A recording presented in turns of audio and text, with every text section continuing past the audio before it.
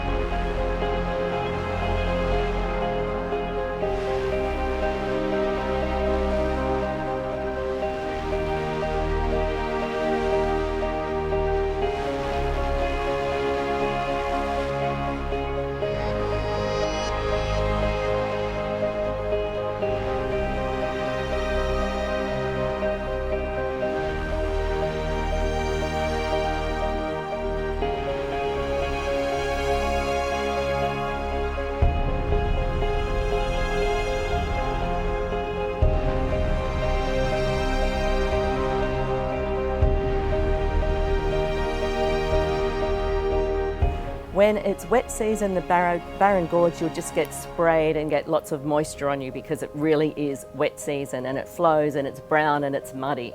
But in dry season, you just see the lovely waterfall there. So whichever way you go, wet or dry season, it still gives you spectacular opportunities for photographs, and it always is a sight to behold.